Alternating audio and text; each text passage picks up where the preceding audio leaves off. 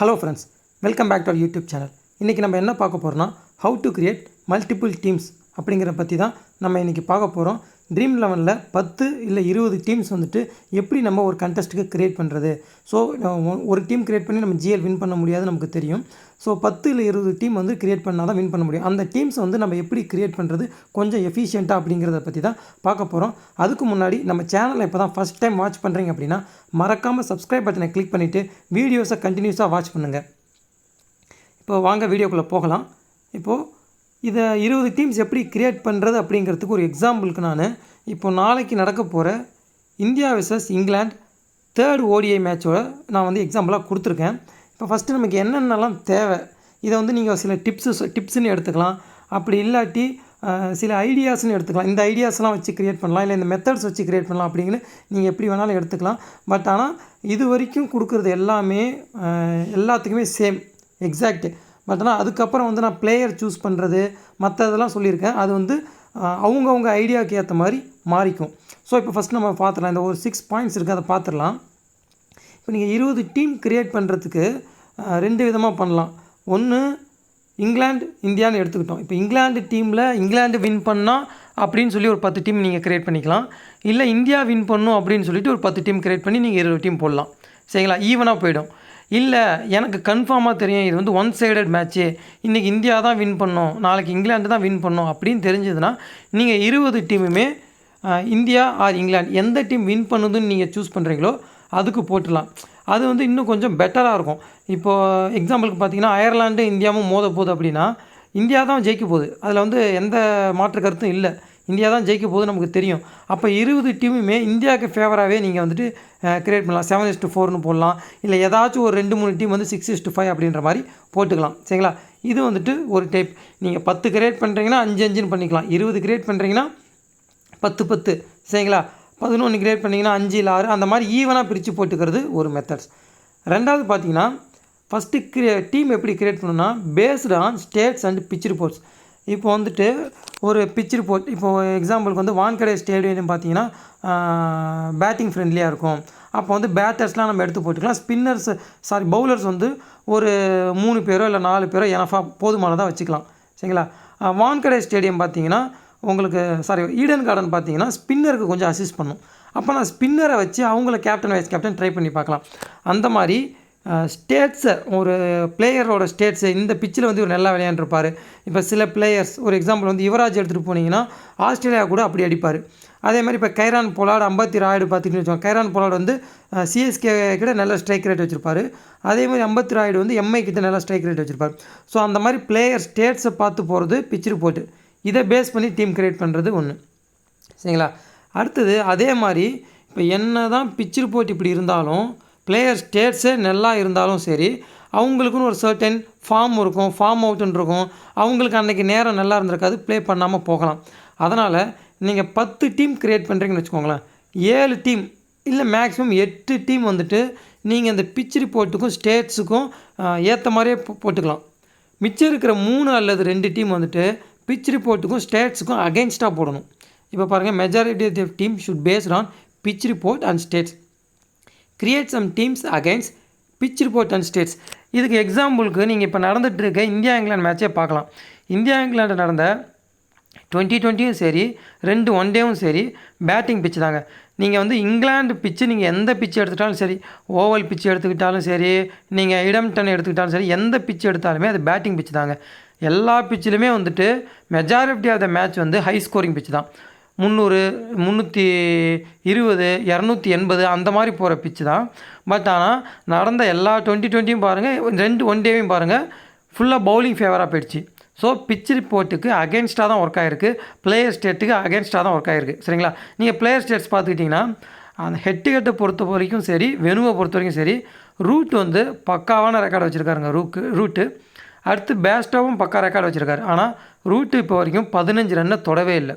சரிங்களா, அதே மாதிரி இந்தியாவில் வந்துட்டு ஹெட் அண்ட் வெனுவில் நல்ல ரெக்கார்டு வச்சுருக்கிறது விராட் கோலி.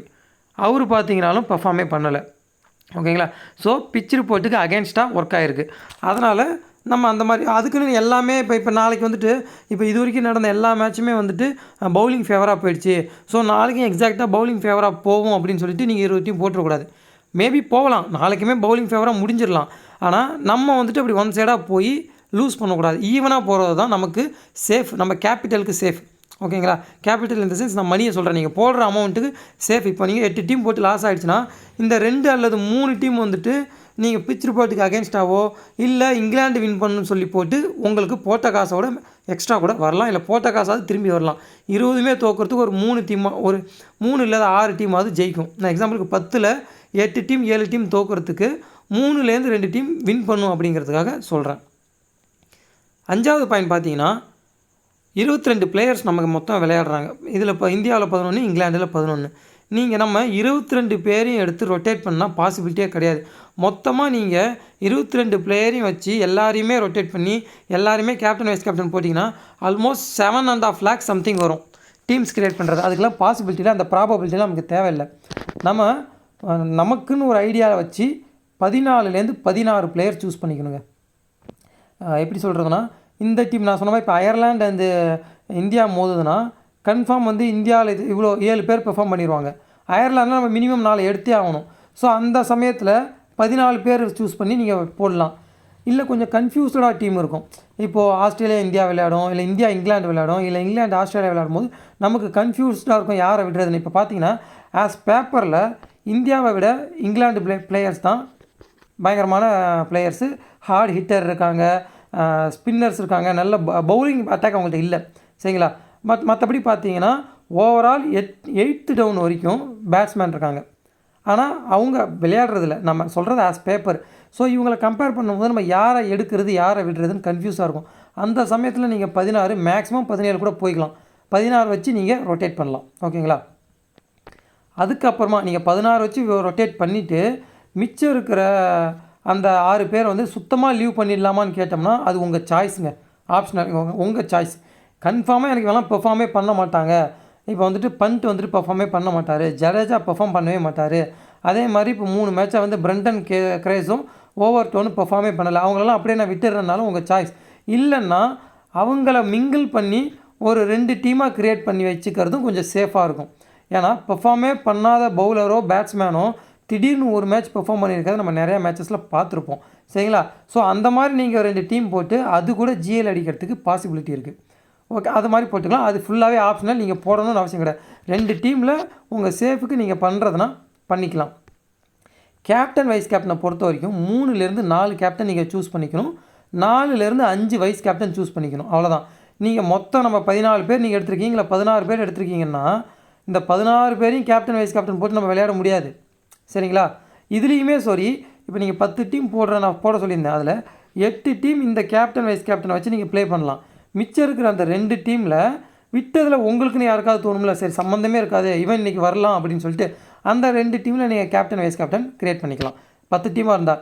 இதே 20 டீமாக இருந்தால் 3 அல்லது 4 டீம் நீங்கள் க்ரியேட் பண்ணிக்கலாம். இப்போது நான் இங்கிலாண்டோட பிளேயர்ஸ்லையும் இந்தியாவோட பிளேயர்ஸ்லையும் நான் வந்துட்டு ஒரு 7 பேர் எடுத்துருக்கேங்க. ஓகேங்களா? இப்போது நல்லா கவனிச்சுக்கோங்க. இது வரைக்கும் நான் சொன்னது எல்லாமே காமன். இந்த 6 பாயிண்ட்ஸ் வந்துமே காமனுங்க. ஓகேங்களா? இப்போ வந்துட்டு நான் எக்ஸாம்பிளுக்கு இந்தியா விசஸ் இங்கிலாந்து மேட்ச் எடுக்கிறேன் பார்த்தீங்களா? இதில் நான் இங்கிலாந்துலேருந்து 1 2 3 4 5 6 7. ஓகே, இந்தியாவில் பார்த்தீங்கன்னா 1 2 3 4 5 6 7 7 நான் 14 பேர் தான் எடுத்திருக்கேன். சரிங்களா? கொஞ்சம் கன்ஃபியூஸ்டாக இருந்தால் நீங்கள் 16 கூட போங்க. பட் ஆனால் இது எல்லாமே என்னோடய அசம்ஷன். நான் சொன்ன மாதிரி இப்போது இதில் நான் உங்களுக்கு காட்டக்கூடிய எக்ஸாம்பிள் வந்து இந்தியா வின் பண்ணும் அப்படின்ற மாதிரி தான் நான் உங்களுக்கு எக்ஸாம்பிள் காட்ட போகிறேன். ஓகேங்களா? இப்போது இன்கேஸ் நான் வந்து சொல்லிட்டேன், இது வந்து நான் செகண்ட் பாயிண்ட் பேஸ் பண்ணிக்குவேன். செகண்ட் பாயிண்ட் பார்த்தீங்கன்னா எந்த டீம் வின் பண்ணும் டிசைட் பண்ணி போடுறது ஒரு மெத்தட்னு சொன்னேன். நான் வந்துட்டு இந்தியா வின் பண்ணும் டிசைட் பண்ணியிருக்கேன். இன்கேஸ் இங்கிலாந்து வின் பண்ணனா என் டீம் லாஸ் ஆகும். நான் அதில் வந்துட்டு ஒரு 2 இல்லை 3 டீம் இங்கிலாந்துக்கு போட்டுருவேன். ஓகேங்களா?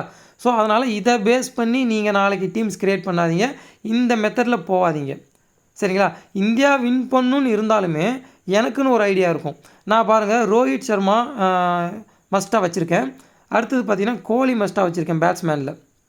அப்புறம் பண்டியா ஜடேஜா வச்சுருக்கேன். இதில் யாருமே இல்லாமல் பண்ட் அல்லது தவான் பெர்ஃபார்ம் பண்ணுறதுக்கு சான்ஸ் இருக்குது. ஆனால் எனக்கு என்னோடய அசம்ஷன் படி அவங்க பெர்ஃபார்ம் பண்ண மாட்டாங்க. அதனால் நான் உங்களை லீவ் பண்ணுறேன். நாளைக்கு பெர்ஃபார்ம் பண்ணிட்டாங்கன்னா நீ இந்த மெத்தட் வச்சு நீங்கள் டீம் போகக்கூடாது. உங்கள் ஐடியாவுக்கு ஓகே இவன் பெர்ஃபார்ம் பண்ணுவான், இவன் பெர்ஃபார்ம் பண்ண மாட்டான் தோணும் பார்த்தீங்களா, அந்த மாதிரி நீங்கள் 7 பேர் எடுத்துக்கிறது உங்களுக்கு பெட்டர். ஓகேங்க. இப்போது இங்கிலாண்டை பொறுத்த வரைக்கும் நான் 7 பேர் எடுத்திருக்கேன். எப்படின்னா இந்தியா வந்துட்டு டாஸ் வின் பண்ணி ஃபீல்டிங் எடுத்து சேசிங் பண்ணுறாங்க அப்படின்ற மாதிரி நான் இந்த டீம்ஸ் க்ரியேட் பண்ண போகிறேன். ஓகேங்களா. இதில் பாருங்கள், Bairstow, Root, Stokes, Willey, Buttler, Livingstone, Moeen Ali எடுத்திருக்கேன். இதில் ஸ்டோக்ஸ் வந்து இப்போ வரைக்கும் பெர்ஃபார்ம் பண்ணலை, கண்டினியூஸாக ஒரு 2 மேட்ச் பெர்ஃபார்ம் பண்ணலாம், ஆனால் நல்ல பேட்ஸ்மேன். ஸோ அதனால் இவர் இந்த மேட்ச் பெர்ஃபார்ம் பண்ணுவார் அப்படிங்கிறதுனால நான் இவரை பிக் பண்ணியிருக்கேன். ஓகேங்களா. அதே மாதிரி இந்தியா வின் பண்ணுது அப்படின்னாலே ஒன்று பேஸ்டோ ஃப்ளாப் பண்ணணும், ராய் கண்டிப்பாக ஃப்ளாப் பண்ணணும். அப்போ பட்லர் தான் ப்ளே பண்ணுறதுக்கு பாசிபிலிட்டி இருந்தும் நான் பேஸ்டோ ஏன் எடுக்கிறேன் அப்படின்னா அதுக்கான ரீசன் சொல்கிறேன். இந்த பிச்சை பொறுத்த வரைக்கும் உங்களுக்கு பேஸ்டோ வந்துட்டு 2 செஞ்சுரி பண்ணியிருக்காருங்க.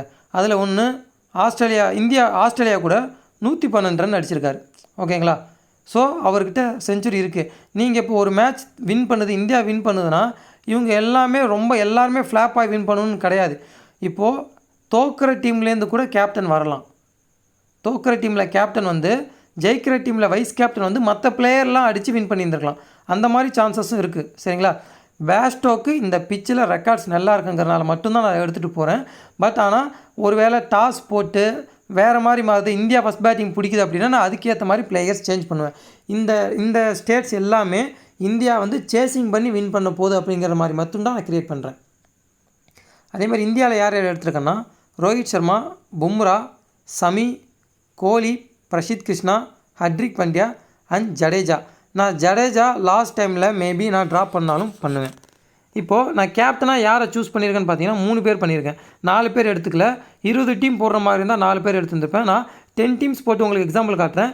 ஆஸ் இட் இஸ் அதே 10 டீமை வச்சு நீங்கள் மல்டிப்ளாக எக்ஸ்டெண்ட் பண்ணுறது 20 டீம்ஸ். ஓகேங்களா. இப்போது பேஸ்டோ, கோலி, சர்மா 3 பேரை வந்துட்டு நான் கேப்டன் பிக்காகவும் வைஸ் கேப்டனில் 4 எடுத்திருக்கேன். பாண்டியா, ஸ்டோக்ஸ், ரூட், ஜடேஜா இவங்க வந்துட்டு 4 பேர் எடுத்துருக்கேன். இப்போது நீங்கள் இவங்களை கேப்டன் 3 பேரையும் கேப்டன், இவங்க 4 பேரையும் வைஸ் கேப்டன் தான் கொடுக்கணும்னு கிடையாது. இப்போ 3 பேரை கேப்டன் 4 பேரை வைஸ் கேப்டன் கொடுத்து பார்த்தீங்கன்னா இதுக்கே மல்டிபிள் டீம்ஸ் க்ரியேட் பண்ணலாம். இதில் உங்களுக்கு ஒரு கெஸ் இருக்கணும் பண்ணி நீங்கள் இப்படி கூட நீங்கள் இதில் இன்டர்சேஞ்ச் கூட பண்ணலாம். இவங்கள கேப்டனு ஹர்திக் பாண்டியா கேப்டன், இப்போ வந்துட்டு ஹர்திக் பாண்டியா வந்துட்டு பவுலிங் போட்டு ஒரு 3 விக்கெட் எடுத்துடுறாரு, கோலி வந்து நின்று அடித்து ஜெயிச்சிடுறாரு. ஸோ அப்படியும் பண்ணலாம். இவர் கேப்டன், இவர் வைஸ் கேப்டன், இந்த மாதிரியும் போடலாம். ஸோ ஓவராலாக நான் 3 கேப்டன் 4 வைஸ் கேப்டன் பிக் பண்ணியிருக்கேன். நான் அகெயின்ஸ்டாக பிச் ரிப்போர்ட் பிக் பண்ணும்போது அதில் யாரை கேப்டன் போடுறேன்னா பும்ரா, பிரசித் கிருஷ்ணா, வில்லே.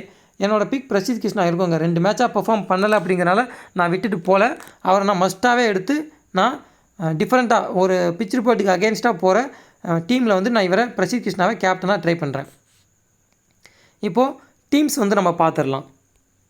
இப்போ வந்துட்டு நான் ஒரு 11 டீம்ஸ் வந்துட்டு க்ரியேட் பண்ணி வச்சுருந்துருக்கேன்.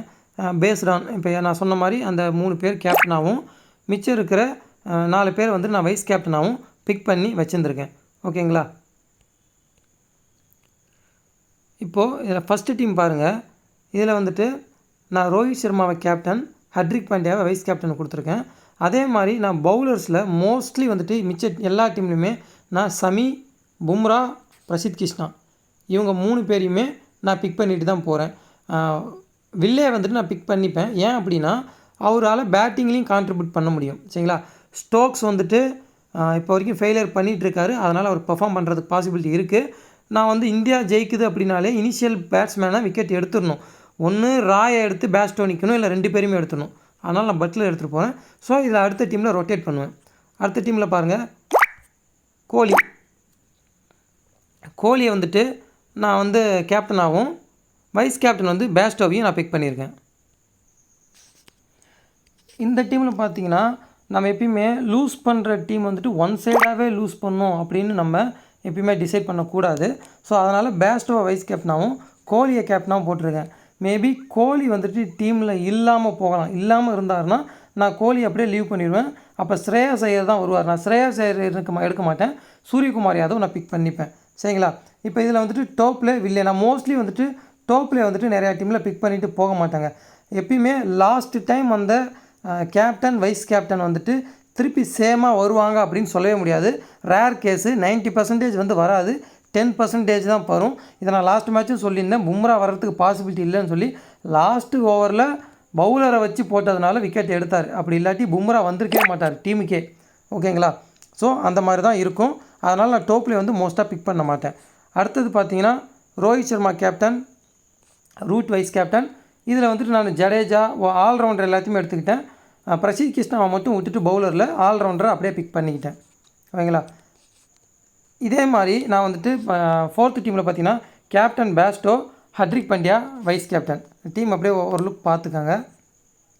ரெண்டாவது டீம் 5ல் பார்த்தீங்கன்னா Stokes captain, Hardik Pandya wise captain. இதில் 5 பவுலர்ஸை கொண்டு போகிறேன். 5 பவுலர்ஸை கொண்டு போகிறேன் அப்படிங்கிறனால இது பவுலிங் ஃப்ரெண்ட்லி கிடையாது. மேபி இங்கே இருக்கிறவங்கலாம் பேட்ஸ்மேன் விக்கெட் விடுறதுனால ஈச் 1 விக்கெட் எடுக்கலாம், இல்லை ஈச் 2 விக்கெட் எடுத்து கூட ட்ரீம் டீமில் வரமாட்டாங்க. ஸோ இவர் வந்துட்டு விக்கெட் ப்ளஸ் ரன்னும், ஹர்திக் பாண்டியா விக்கெட் ப்ளஸ் ரன்னும் அடித்து டீமில் வருவாங்கன்ற பேசிஸில் இந்த டீம் க்ரியேட் பண்ணியிருந்திருக்கேன். அதே மாதிரி டீம் 6 பார்த்தீங்கன்னா ஹர்திக் பாண்டியா கேப்டனாகவும் ஜடேஜா வைஸ் கேப்டனும். இதில் வந்து நான் சமியை விட்டுட்டு பிரசித் கிருஷ்ணா வச்சுருக்கேன். டோப்லே வில்லே. இங்கே வந்து இதுலேயும் பேஸ்டோ விட்டுருக்கேன், ரோஹித் சர்மாவே விட்டுட்டேன், கோலி. அதனால் ரோஹித் சர்மா போகிறனால தான் மிடில் ஆர்டர் நின்று அடித்து கொடுக்குற மாதிரி இந்த டீம். அடுத்தது 8th டீம். இப்போது 7 டீம் பார்த்திங்கன்னா நான் பிச் ரிப்போர்ட்டுக்கு ஃபேவராக கிரியேட் பண்ணிக்கிட்டேங்க. சரிங்களா? 7ங்கிற 8 டீமு, அதில் நான் 11th டீமாக அதை நான் சொல்கிறேன். 8th டீம் பார்த்தீங்கன்னா 8, 9, 10 வந்துட்டு பிச் ரிப்போர்ட்டுக்கு அகெயின்ஸ்ட்டு. இதில் பாருங்கள், பும்ரா கேப்டன், தவான் வைஸ் கேப்டனாக கொடுத்துருக்கேன். பிச் ரிப்போர்ட்டுக்கு அகெயின்ஸ்டாக க்ரியேட் பண்ணியிருக்கேன்.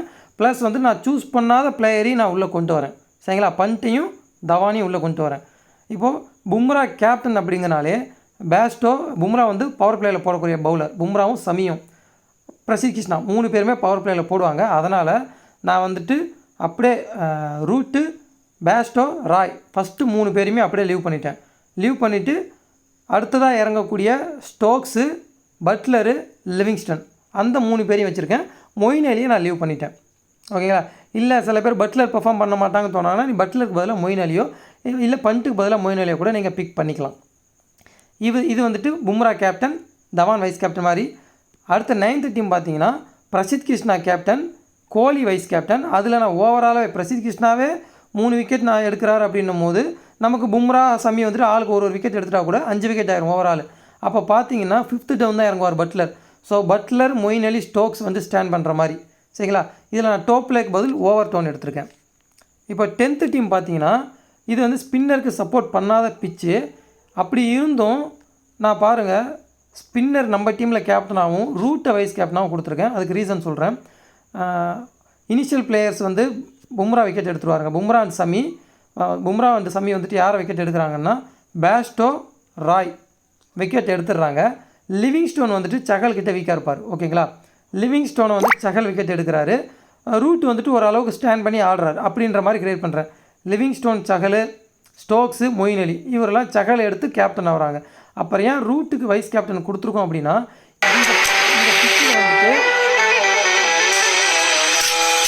இந்த பிச்சை பொறுத்த வரைக்கும் ரூட்டு இதே பிச்சில் ஒரு கணிசமான ரன்னும் வச்சுருக்காரு, 2-3 செஞ்சுரி வச்சுருக்காரு. ப்ளஸ் லாஸ்ட்டாக நடந்த மேட்ச்சில் நான் சொன்ன அந்த ஆஸ்திரேலியன் மேட்ச் இருக்குது பார்த்தீங்களா, 112 வந்து பட்டில் இவர் அடிச்சிருப்பார் பேஸ்டோ.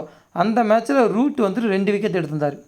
சரிங்களா? மிடில் ஆர்டரில் போடக்கூடிய ஸ்பின்னருக்கு சப்போர்ட் பண்ணுது. அதனால் ஒரு பிச் ரிப்போர்ட்டுக்கு அகெயின்ஸ்டாக ஸ்பின்னருக்கு ஃபேவராக இந்த டீம். லாஸ்ட்டாக 11th டீம் பார்த்தீங்க அப்படின்னா இது வந்துட்டு ஒரு ஈவனான டீம். 11th டீம் வந்து ஒரு ஈவனான டீமு. நீங்கள் எப்பயுமே ஒன் சைடாக போயெலாம் ஜெயிக்கணும் கிடையாது. இது ஃபார் எக்ஸாம்பிள் வந்து இதுக்கு வந்துட்டு இந்தியா வர்சஸ் அயர்லாந்து மேட்ச் பார்த்தீங்கன்னா ஜெயிச்சது வந்து இந்தியா தான் வின் பண்ணியிருந்திருப்பாங்க. ஆனால் இந்தியன் டீமில் வந்துட்டு 5 பேர் இருந்திருப்பாங்க, 4 பேர் தான் இருந்திருப்பாங்க. சூரியகுமார் யாதவ் இருந்திருப்பார், அவர் வந்து செஞ்சுரி போட்டிருப்பார். சரிங்களா? அதனால் அவர் கேப்டன் ஆயிடுவார். மற்றபடி பார்த்தீங்கன்னா பால்புரேனு, ஸ்டெர்லினு, டெக்டரு எல்லாருமே வந்து மொத்தம் 7 பேர் இருப்பாங்க அயர்லாண்டில். ஆனால் அவங்க லூஸ் பண்ணியிருப்பாங்க. ஓகேங்களா? ஸோ அந்த மாதிரியும் நடந்திருக்கலாம். அதனால் ஃபுல்லாக பேட்டிங்கில் பார்த்தீங்கன்னா ரோஹித் சர்மா, சூரியகுமார் யாதவ், அவங்க டீமில் ரூட்டு, ராய், இனிஷியல் பிளேயர்ஸ் எல்லாருமே எடுத்துக்கிட்டேன். இங்கே இனிஷியல் பிளேயர்ஸ் நான் எடுக்கும் பொழுது இனிஷியல் பவுலர்ஸை நான் விடுறேங்க. பாருங்கள், பேஸ்டோ வைஸ் கேப்டன், ராய் வந்துட்டு டீமில் இருக்கார். அப்படின்னா உங்களுக்கு பும்ராவும் விக்கெட் எடுக்க போகிறதில்ல, சமியும் எடுக்க போகிறதில்ல. அதனால் அவங்க 2 பேரும் விட்டுட்டு பிரசித் கிருஷ்ணாவும் சஹலையும் எடுத்திருக்கேன். மிடில் ஆர்டரில் விக்கெட் எடுக்கிற மாதிரி. ப்ளஸ் ஜடேஜா. இந்த ஜடேஜாக்கு பதில் நீங்கள் ஹர்திக் பாண்டியா கூட ட்ரை பண்ணி பார்க்கலாம். ஓகேங்களா? அதே மாதிரி இந்தியன் டீமில் பார்த்தீங்கன்னா தவான் அவுட் ஆகிறாரு. அந்த தவான் ஒரு விக்கெட் அவுட் ஆகிறாரு அப்படிங்கிறதுனால மட்டும் வில்லே வச்சுருக்கேன். அதுக்கப்புறம் ஓவர்டோன் வந்து டெத்லேயும் போடுவார். அதுக்கப்புறமா ரோஹித் சர்மா வந்து நின்று ஆடி, ரோஹித் சர்மாவும் சூரியகுமார் யாதவும் நின்று ஆடுற மாதிரி. அதனால் இப்போது ஒரு சேஸ் பண்ணுறாங்க, ஒரு 280 அடிக்கிறாங்கன்னா இவங்க 2 பேருமே சேஸ் பண்ண போகிறதில்ல. இவங்க 2 பேரும் அதிகமான ரன் அடித்து அடுத்தது ஹர்திக் பாண்டியா, ஜடேஜா 2 பேருமே அடித்து வராத கூட நீங்கள் ஹர்திக் பாண்டியா இல்லை ஜடேஜா யாராச்சும் எடுக்கலாம். 2 பேரில் ஒரு ஆள் ட்ரீம் டீமில் வர மாதிரி. இது வந்து ஈவனான டீமுங்க. Bairstow vice captain, Rohit Sharma captain. So இதே மாதிரி நீங்கள் 20 டீம்ஸ் நான் 10 டீம்ஸ் கிரியேட் பண்ணி சொன்னேன். 20 டீம்ஸ் கிரியேட் பண்ணிங்கன்னா நான் 7 டீம் வந்துட்டு பிச் ரிப்போர்ட்டுக்கு ஃபேவராக போட்டிருந்தேன்.